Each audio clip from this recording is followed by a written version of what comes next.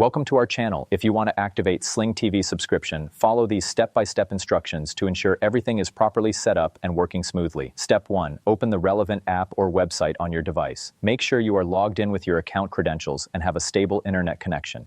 Step 2. Navigate to the settings or account menu.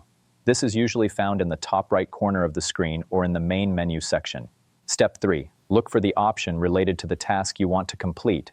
This might be labeled as Preferences, Account Settings, or Device Management depending on the platform. Step 4. Follow the on-screen prompts carefully, read each instruction, and make sure you understand what is being asked before proceeding to the next step. Step 5. Complete the required actions by entering any necessary information or making the appropriate selections from the available options. Step 6. Make sure you double-check all settings before finalizing. It is important to verify that each option is configured correctly to avoid any potential issues. Confirm your changes by clicking the Save, Apply, or Confirm button. Some platforms may require you to verify your action through email or text message. Step 7. Test the changes to ensure everything is working as expected. If you encounter any issues, you may need to restart the app or device. Don't forget to like this video and subscribe to our channel.